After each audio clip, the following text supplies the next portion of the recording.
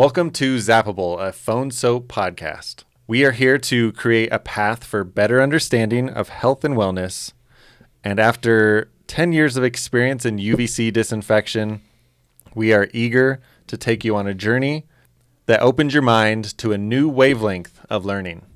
And today on our podcast, we have none other than Brandon Clark. Ooh. He has been with Phone Soap for 3 years. Mm-hmm.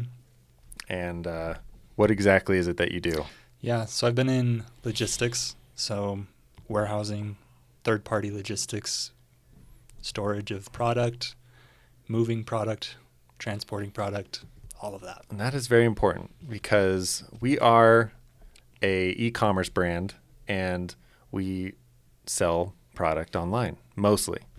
And that is very important for the health of a company to have someone like you who makes sure that stuff is going in and out when it needs to be. So today it's going to be a pretty exciting episode.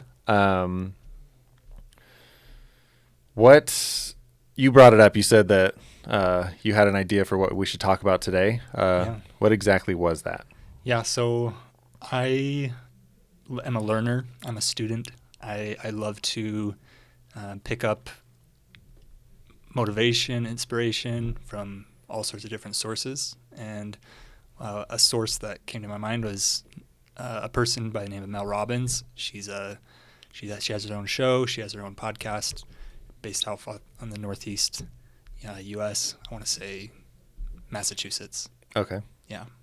But she has a palatable definition for confidence that really helped me to understand confidence better and to, give me a little encouragement and courage of what it takes to build confidence, which is super simple. And her definition is a willingness to try. So, just try and you're on your way. Like, you are confident by trying and you're putting in that effort. Sweet. And so, so this is a good introduction to the different types of health and wellness things we're going to be talking about on this podcast. Of course, we are experts in UVC disinfection, but we also want to learn more about other ways to better ourselves and to be healthier, whether that's physical, mental, all aspects of our life. So this will be really exciting to learn a little bit more about confidence because we can always use a little more confidence in our life. But first, I would like to go to some of the comments that we've had on some of our previous videos. If you didn't know, we have a pretty big voice on social media.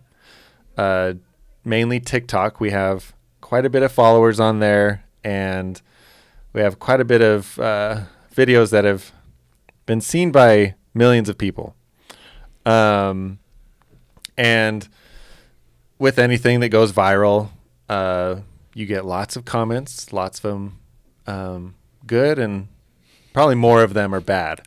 And so it's been really, really fun and interesting navigating through all these comments. And we tried to be as transparent as possible and to answer as many questions as we can.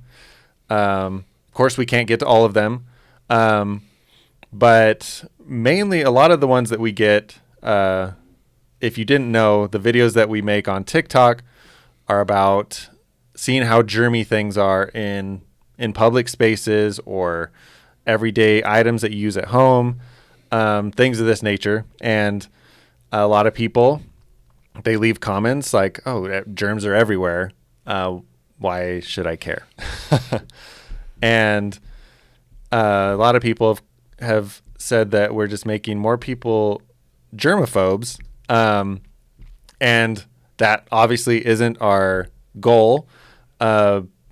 And we have a different term. We don't like to call people germaphobes because there's there's a stigma around that. Like people who are germaphobes are just overreacting and things. But there is an importance in knowing the germs that are around us and having awareness of the germs that are around us. So we like to use the term germ conscious. It's a little more it's softer than calling someone a germaphobe. And we think it portrays what our goal is a little bit better, because we want people to live healthier lifestyles. We want them to make the best decisions for them.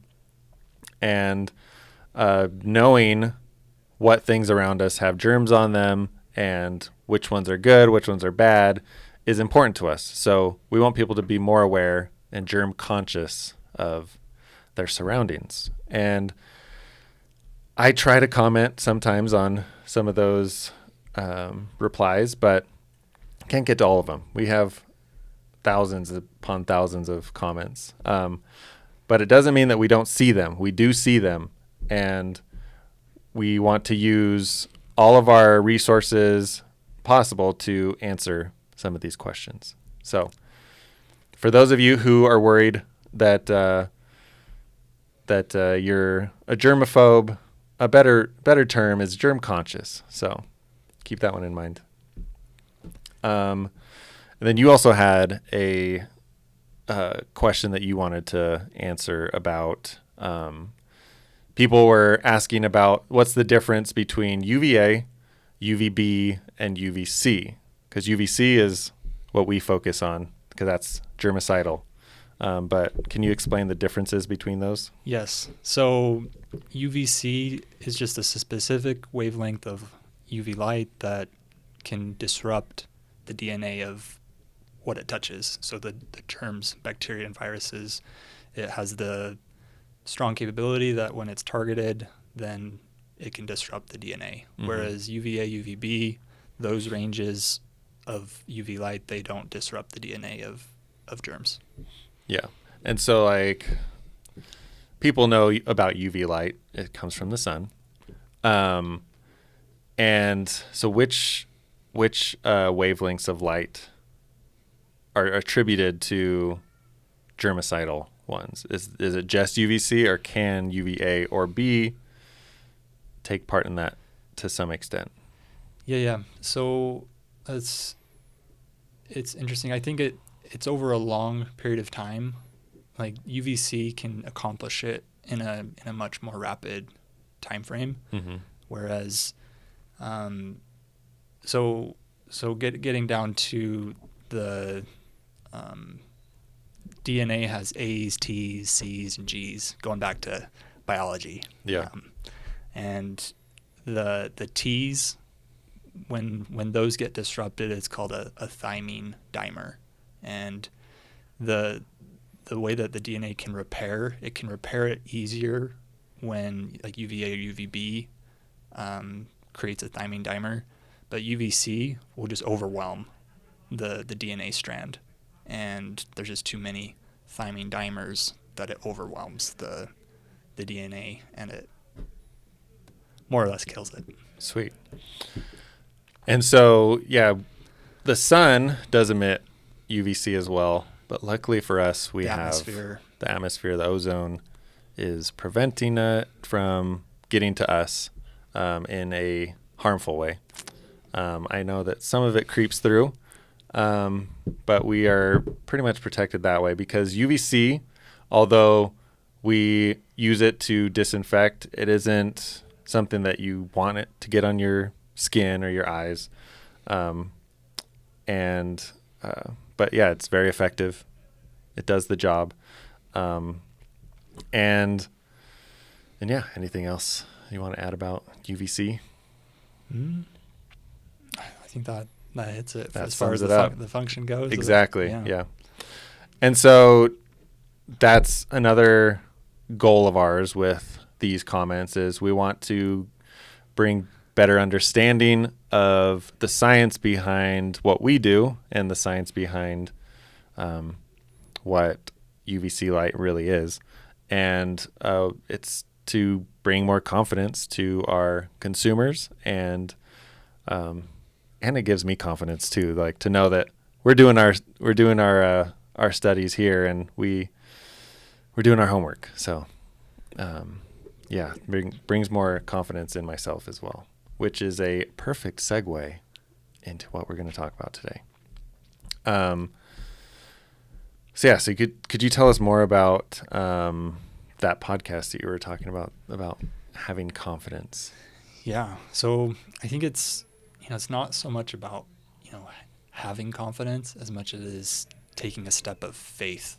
Okay. And trusting in yourself. Mm-hmm. It's like, experiencing that trust to then I'm going to go try something new, and then realizing, okay, I'm not going to be good at it, but with the consistency of continually practicing and going at it, then you can effectively become good at it. Yeah. And confidence is not necessarily being good. Confidence is on the spectrum of, did I try or did I not try? And knowing, like, if you've given it an effort, then you're well on your way to getting better and improving. And like what types of things can you do to improve your confidence? Yeah, I think have a little fun. For me, I tried doing the yo-yo. Okay. And, as a kid, I learned the sleep, and then walk the dog, rock the baby, Mm-hmm. kind of those basic ones. But then I think it was like 2 years ago, I picked it up again, and I was like, okay, I want to get a more advanced trick. I want to see if I can learn that. And I learned the trapeze, which is like you throw the yo-yo on one finger and then you catch it on the string. And I was like, oh, that'd be so cool if I could figure out how to do that. And I just tried and eventually picked it up. But then it's like, those are basically the fundamentals. Mm-hmm. Then I went and watched, the world champion, and, they're just doing all these crazy things. Going crazy, just whipping 10 yo-yos at once. Yeah. Yeah. So I never got to that point, but, I learned the trapeze, and after that it was pretty hard, and I didn't stick with it. So like stepping out of your comfort zone is a big part of it. Doing things that you didn't think you could do otherwise. Exactly. Yeah. So that makes a lot of sense, because but it's kind of a catch-22, because it's like, how do you know you can do it if you don't try? And but then when you do it, you're like, oh, I have more abilities than I thought I did. Well, it's going up against that wall. Mm-hmm. It's like there's, do you cave and just give in, or do you stick with that wall for a little bit? Yeah. I know something that this isn't really like a skill I gained, but it did give me confidence. I dared myself to go skydiving, and skydiving, like, it, for a lot of people, that's a really scary thing. It's a big jump, pun intended. And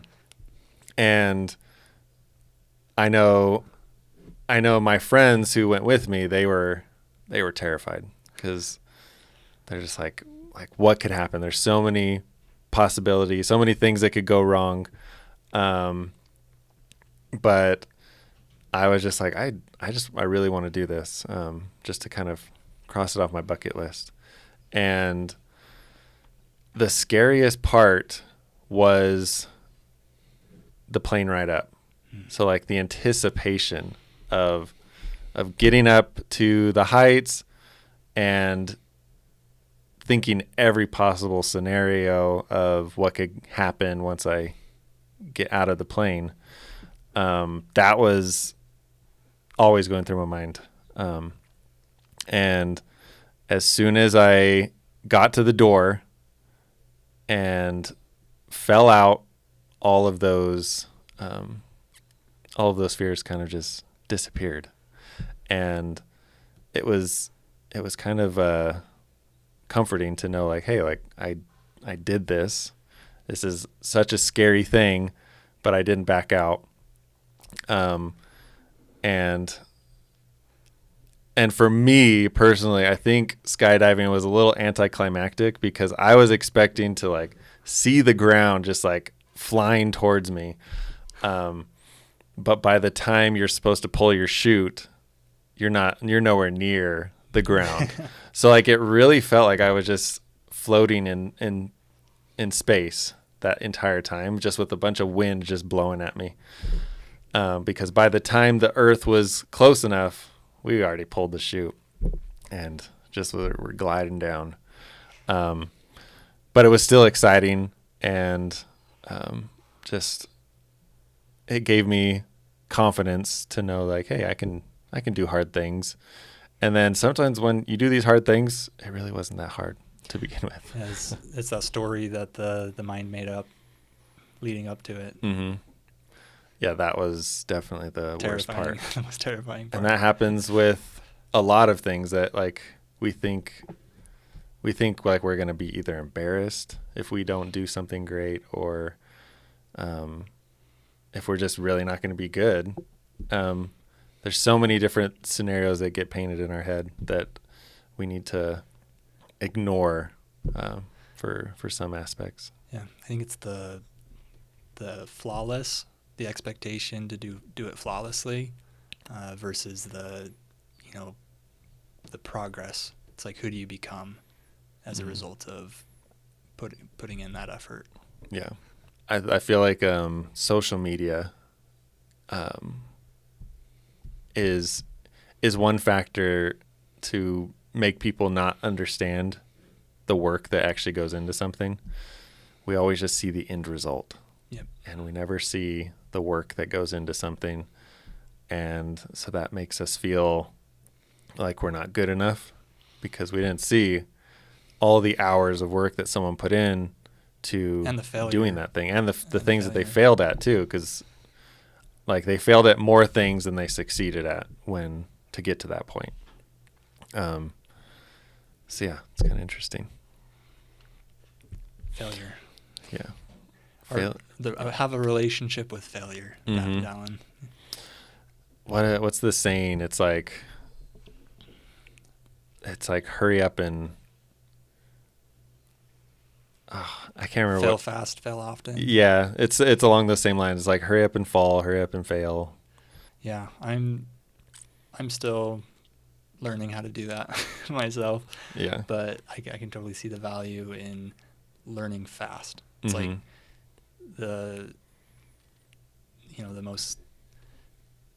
the people that you see that end result, that it's amazing.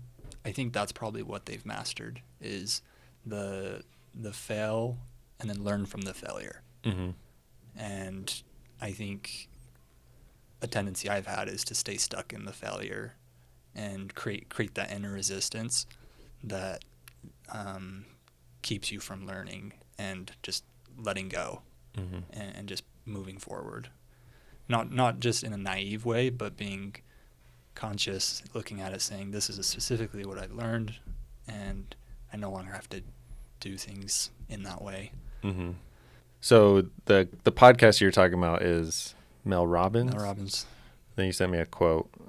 Who's this guy? Jim Rohn. Jim Yeah, Rohn. he's kind of like a seminar giver, Okay. Motivational speaker. Yeah. But he says, like, in life, it's not a matter of what you get, it's a matter of who you become. Mm-hmm. And so that whole the journey aspect of who you're becoming, that's the exhilarating aspect versus getting that end result. It's like the end result is all nice and fancy.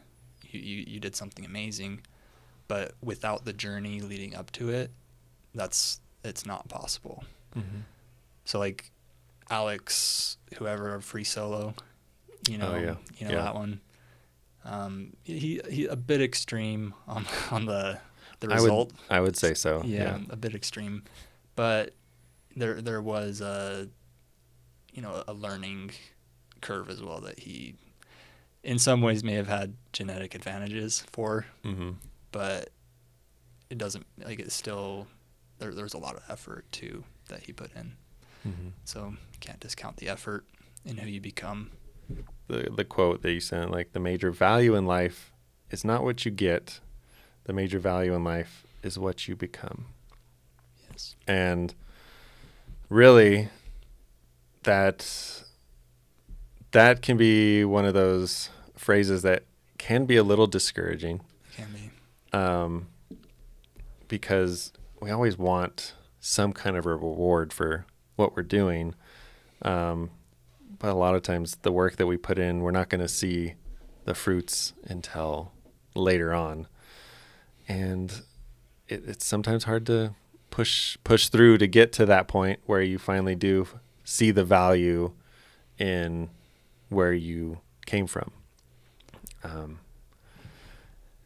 So we're all growing, we're all learning new things. Do you have any advice for someone who is kind of stuck in a rut that they did feel like they were progressing, but now they feel kind of stuck? Plateaued. Yeah. Plateaued. Yeah. I mean, this is advice for myself, is seek out communities and mentors to, people that just put yourself in situations where you can learn from someone else. There's just so much value in, okay, I've hit a plateau. Now who can I learn from going forward?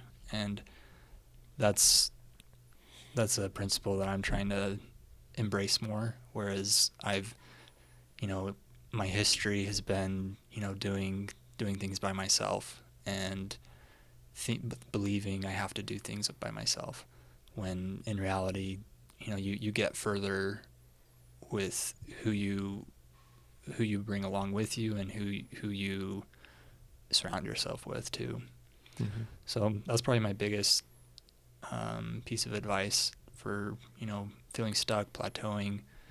Look to somebody that, is down to earth and is gonna, they show grace to themselves, and then, therefore you can, get a glimpse to what their journey was like, to have that sort of mindset. So I think being kind to yourself is really important on any learning journey. One thing though is that I tried to like rework in my head is, even though I do see the end result on people's social media or on YouTube or on any platform, if I see someone's journey, like I see the end of the journey, that shouldn't be something that'll discourage me.